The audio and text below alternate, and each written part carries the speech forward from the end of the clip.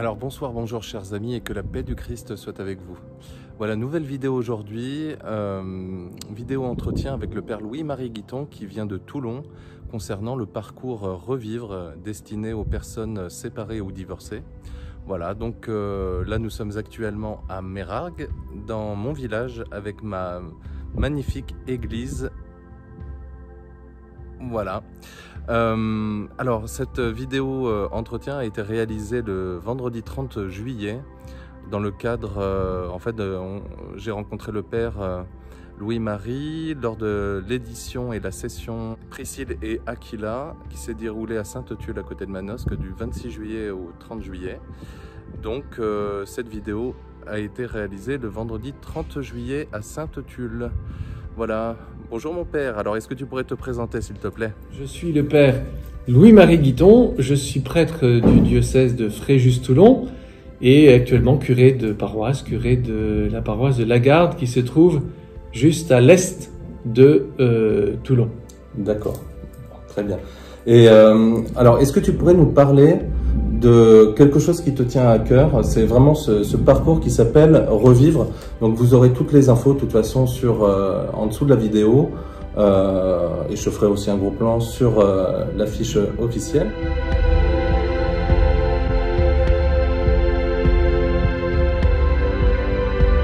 Donc tu pourrais présenter un petit peu ce parcours.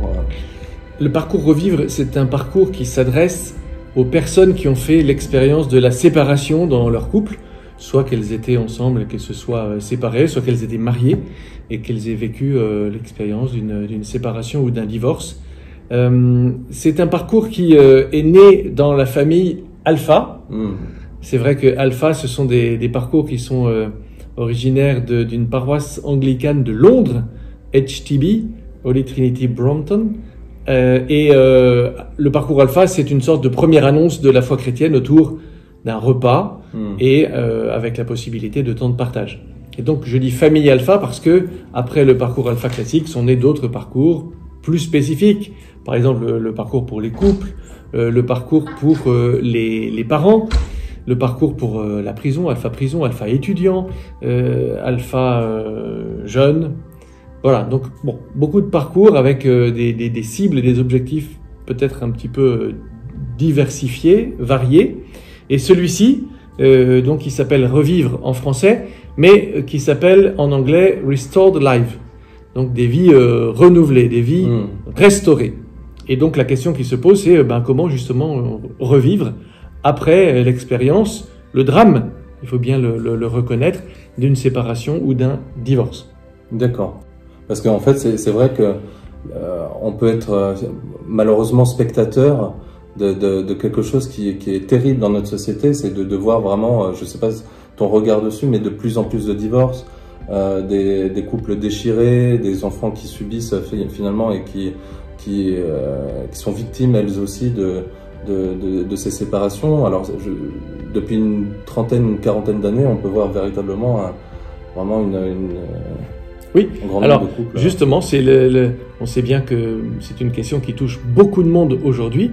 Et donc, qu'est-ce que l'Église, qu'est-ce que la communauté des chrétiens peut apporter à ces personnes qui sont dans cette situation qui est, encore une fois, dramatique? C'est vrai que très souvent, on a tendance à réduire la problématique des personnes qui sont dans un état de séparation, un état de divorce, à des problèmes légalistes. Je parle dans l'Église. C'est-à-dire, ces personnes, est-ce que elles sont remariées ou pas? Est-ce qu'elles elles peuvent communier, recevoir l'Eucharistie ou pas? Est-ce qu'elles peuvent se confesser ou pas? Donc, ce sont des questions qui sont fermées. Je ne dis pas qu'elles sont inintéressantes, mais une question fermée, c'est une question où on répond par oui et par non. Et donc après, il y a plus d'espace possible pour un dialogue. Et donc, Revivre essaie justement d'accueillir, d'ouvrir des espaces d'écoute, de dialogue pour les personnes qui se trouvent dans ces situations et aller les rejoindre dans ce qui est leur préoccupation, ce qu'il est le poids justement d'avoir vécu un drame familial, d'avoir vécu un échec, le fait d'en vouloir à quelqu'un ou de s'en vouloir à soi-même, des tas de réponses auxquelles des tas de questions auxquelles on n'a pas de réponse, et puis des problématiques extrêmement concrètes. Comment est-ce que on procède avec les enfants, et puis avec la maison, la question de l'argent, des biens matériels qui va évidemment se poser, la question du conflit, et comment est-ce qu'on essaye de résoudre des conflits, la question du pardon, est-ce que c'est quelque chose qui est possible, réalisable, de la réconciliation, les questions juridiques, les questions morales évidemment et spirituelles bien sûr, savoir si on va pouvoir rebondir, rebâtir, continuer sa vie, continuer et avancer. Voilà, ce sont des problématiques que le parcours aborde et offre à ces personnes sans vouloir leur donner de leçons, sans vouloir leur donner des conseils sur ce qu'il faudrait faire ou pas, mais simplement avec des personnes qui ont elles-mêmes vécu la séparation. Ça, c'est très important. C'est un parcours qui est animé, pris en charge par des personnes qui sont elles-mêmes, qui ont connu, qui savent ce que c'est que la séparation dans un couple, qui savent ce que c'est que le divorce, et donc qui sont capables d'accompagner au mieux ceux qui se présentent à ce parcours. Et comment tu t'es dit, tiens, j'ai un appel, par exemple, pour ça, pour travailler dans ce parcours-là, parce que il y en a plein. Il peut y avoir l'homosexualité, il peut y avoir beaucoup de choses. Et pourquoi, voilà, la séparation, le divorce, quel a été ton appel quelque part? Ça fait déjà une dizaine d'années, à vrai dire, que je m'occupe d'un groupe de pastoral des personnes séparées, divorcées, remariées. Sur le diocèse de Toulon, on se réunit une fois par mois. Mais c'est vrai qu'on s'inscrit dans une démarche sur le long terme, une démarche dans le temps. Et c'est vrai aussi qu'on a du mal à accueillir des personnes qui viennent elles-mêmes de se séparer ou qui sont en plein divorce. C'est une population qui est assez nombreuse et finalement qu'on touche assez peu. On est conscient qu'il y a une réelle difficulté aujourd'hui, mais on touche ces personnes assez peu.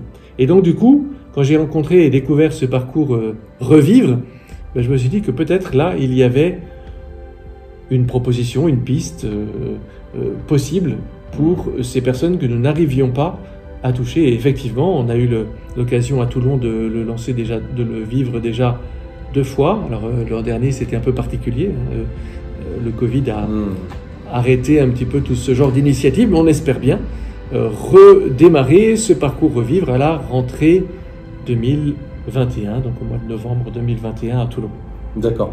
Et au niveau du parcours, alors comment ça se déroule un petit peu Alors la pédagogie alpha, c'est vraiment d'être très attentif à l'accueil, à la manière avec laquelle on prend soin de ces gens-là, sachant que c'est peut-être autant pour l'accueil que pour le message que les personnes viennent, même peut-être plus. C'est sûr que quand on se sent accueilli, écouté par des personnes qui sont compétentes, parce qu'elles ont elles-mêmes vécu la séparation et qu'elles peuvent comprendre, elles sont capables de réaliser ce que ces personnes vivent. Donc on essaye d'accueillir ces personnes au mieux. Ça se passe le soir, ce sont 8 soirées, avec un accueil, un apéritif, puis un repas. Et au cours de ce repas, il y a un certain nombre de petits topos assez brefs, suivis de temps de partage à table. Donc on alterne temps de témoignages, temps de petits enseignements, temps de partage après le repas. Et donc on aborde à chaque repas une problématique différente qui tourne autour de la séparation, faire face aux conséquences de la séparation, du divorce, communication et résolution des conflits, pardon et réconciliation, gérer les autres relations, questions juridiques et morales, être de nouveau seul et avancer, avec aussi un repas de relecture et peut-être plus de fêtes et de témoignages. Donc 8 soirées, 8 semaines dans lesquelles on essaye à chaque fois d'aborder une de ces questions.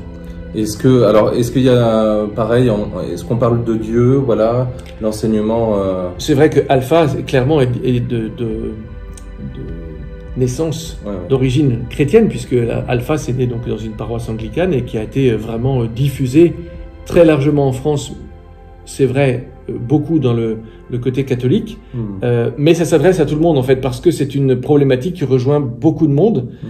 La séparation, malheureusement, il n'y a pas besoin d'être chrétien pour avoir vécu cela, et donc du coup ça s'adresse à tous, évidemment avec un regard chrétien, et puis peut-être aussi une annonce du Christ, mais c'est pas le biais principal de ce parcours. On y conduit, on invite les gens, bien sûr, mais évidemment c'est pas d'abord un parcours de catéchèse.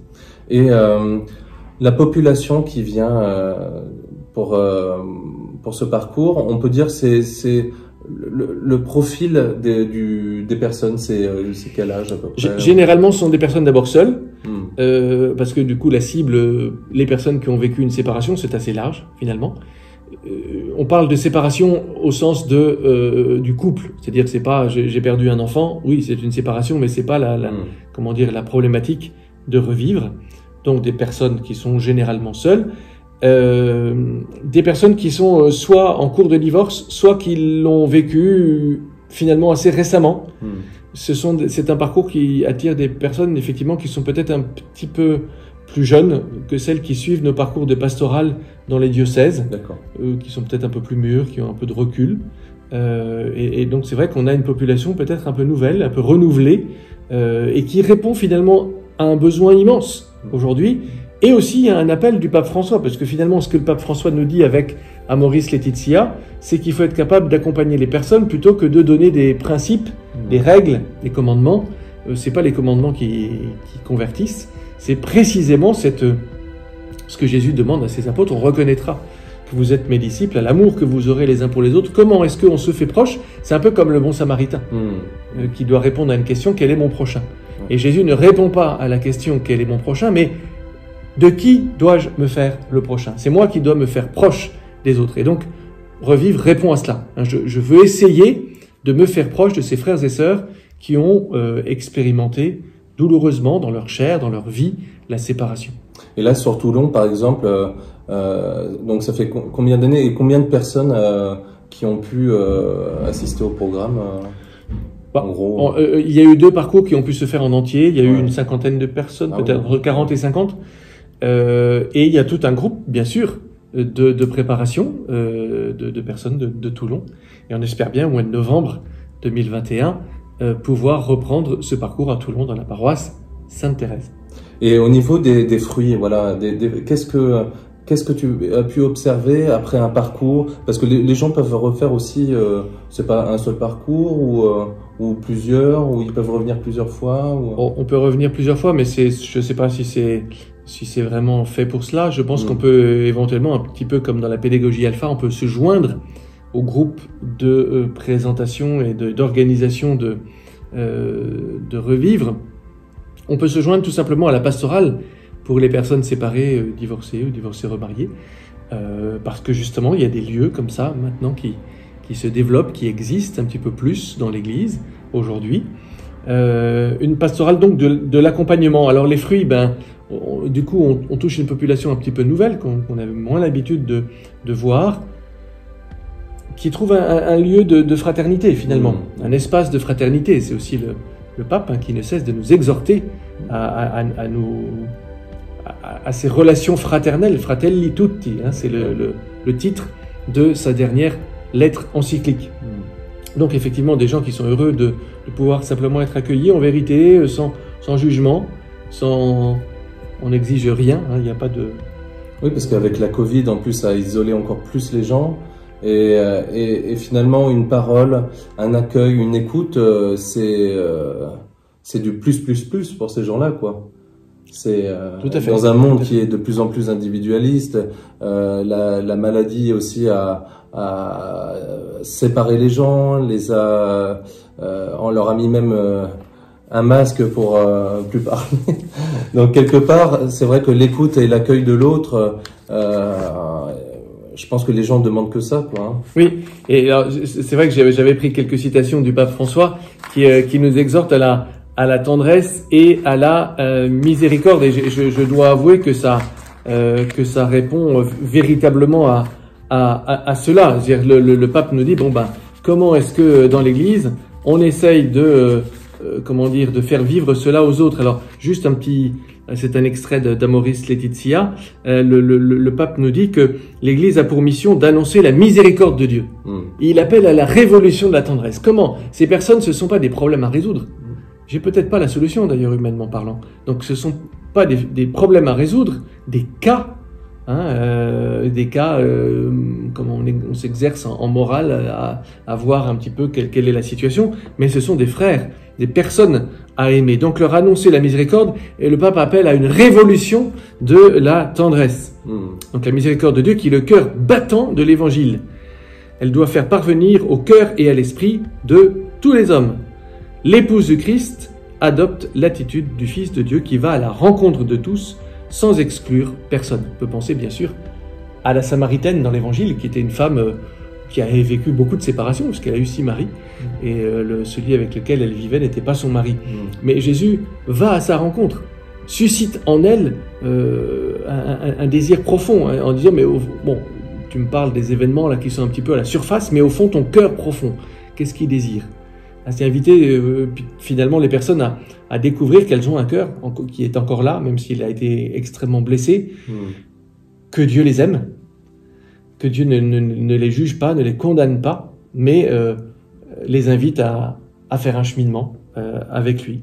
D'ailleurs, est-ce que tu en vois les fruits? Par exemple, des gens qui viennent, qui peuvent être, par exemple, non chrétiens ou athées, qui viennent après et qui ont été éventuellement marqués par une tendresse et qui te parlent, qui te demandent, qui cherchent, qui te... Oui, il y a beaucoup de personnes comme cela, surtout effectivement le Covid a souligné combien il y avait beaucoup de personnes seules, justement. Et on est seul, soit parce qu'on a toujours été seul, soit parce qu'on a justement vécu un moment de rupture. Le Covid a aussi provoqué quelques séparations, il faut bien le reconnaître. Et donc, comment est-ce qu'on fait pour, dans l'Église, être aussi un lieu d'accueil, parce qu'on propose des choses pour les jeunes, on propose des choses pour les malades, on propose des choses pour les familles, pour les couples, mais pour les personnes seules, pour les personnes séparées, qu'est-ce qu'on propose? C'est un petit peu, peut-être un manque, un vide que des parcours comme Revivre, c'est pas l'unique, il y en a d'autres, viennent combler. Oui, et puis qui peuvent être marqués quelque part par ces gestes de tendresse et qui peuvent, si l'Esprit Saint est là aussi, avoir un cœur ouvert pour accueillir Dieu et une ouverture sur une conversion quelque part. Ou voilà, ça peut être effectivement Et alors là, tu es à Toulon, mais pour des gens, par exemple, qui sont dans d'autres régions, on peut trouver aussi d'autres formations Revivre. Oui, bien sûr. Alors pour les gens qui habiteraient Paris, il y a la paroisse des Batignolles à Paris qui s'est lancée dans ce programme avec un responsable qui est Martin Logan, un frère anglais. Donc on trouve ça assez facilement sur le site de Notre-Dame des Batignolles. Après, il y a un site internet qui est basé en Suisse parce que ce sont les Suisses qui ont traduit le parcours. Voilà, je vous le communiquerai de toute façon. Courrevivre.ch, cours-revivre.ch. Donc sur lequel on trouve en français les ressources pour le parcours Revivre. Donc si on veut le lancer, alors ceux qui ont fait Alpha, ils sont un petit peu familiers avec ça. Il y a un livret du participant, il y a un livret de l'organisateur, tout est déjà prêt, il n'y a plus qu'à se l'approprier et puis organiser. Voilà. Donc il y a les ressources sur ce site. Nous, donc sur Toulon, on va le lancer de nouveau au mois de novembre 2021. Il y a une équipe sur Lyon, une équipe sur Vannes et certainement dans d'autres lieux encore en France, même si ce n'est pas encore très développé. Ah oui, question importante, quelqu'un qui veut adhérer et qui veut, par exemple, même en parler au prêtre de sa paroisse, mais veut créer cette même... C'est vrai que l'idéal, un peu comme justement pour les parcours alpha classiques, c'est de vivre soi-même ce parcours, parce que c'est plus facile de refaire pour d'autres ce que l'on a soi-même expérimenté. Donc c'est vraiment le premier conseil. Si vous voulez monter une équipe, faites en sorte que quelqu'un aille suivre le parcours. Alors ce sera peut-être un petit peu loin, mais bon, 8 soirées, c'est quand même peut-être réalisable. Je vous disais, Paris, Lyon, Vannes, Toulon, il y a certainement d'autres lieux à regarder sur le site de Revivre, cours-revivre.ch. Et une fois que ces personnes ont vécu elles-mêmes le parcours, c'est plus facile alors de monter une équipe. Voilà. Attention que dans cette équipe, l'essentiel de l'équipe doit être composé de personnes qui ont elles-mêmes vécu la séparation. Voilà. Bon, peut-être pas exclusivement, mais en tout cas en grande partie, parce que c'est la cohérence précisément de cet itinéraire, de ce cheminement, que d'avoir des frères et sœurs capables de comprendre, capables de compatir, tout simplement parce qu'elles savent de quoi elles parlent. D'accord, bon bah c'est très bien. De toute façon, voilà, je vous mettrai les coordonnées de ce programme. Et tu voulais rajouter quelque chose, mon père? Non, bienvenue à tous nos frères et sœurs. J'ajouterais peut-être pour terminer que il y a beaucoup de gens dans l'Église qui ont vécu la séparation ou le divorce, mariés ou remariés, enfin bon. Et souvent, ils trouvent leur place dans l'Église. Ils ne trouvent pas leur place dans l'Église, ils la cherchent. Ils ont un petit peu un sentiment peut-être de mise à l'écart, peut-être quelquefois de malaise, de blessures qu'ils ont subies par l'Église ou à travers l'Église ou dans l'Église. Je pense que ce parcours est aussi une manière de dire, bon bah écoutez, venez, on a besoin de vous pour rejoindre nos frères et sœurs qui ont vécu ce drame. Vous êtes bien sûr dans l'Église, vous n'êtes pas en dehors de l'Église, hein, vous faites partie, vous êtes des membres vivants du corps du Christ, peut-être c'est votre mission. Et je crois beaucoup qu'il faut aujourd'hui que se lèvent des gens, quand on dit aller aux périphéries existentielles, ben voilà, en voilà une, elle est quand même assez malheureusement répandue, et donc il faudrait que dans l'Église se lève un certain nombre de gens qui disent, ben voilà, ça c'est mon appel. Moi je suis appelé à écouter, à recevoir, à accompagner, à intégrer dans l'Église des personnes qui ont vécu la séparation ou le divorce. Voilà. Et une fois qu'on a monté une équipe, ben peut-être que justement on aura aussi des personnes séparées, divorcées ou divorcées remariées qui diront, ben voilà, j'ai trouvé ma place dans l'Église, ma vocation, ma mission, c'est de me faire proche, hein, comme le bon samaritain, de me faire prochain de ces personnes. Amen. Eh ben, merci beaucoup, mon père, pour cet entretien. Succès à ton ministère aussi. Voilà, et sois béni, mon père. Merci beaucoup. À bientôt, chers amis. Dieu vous bénisse.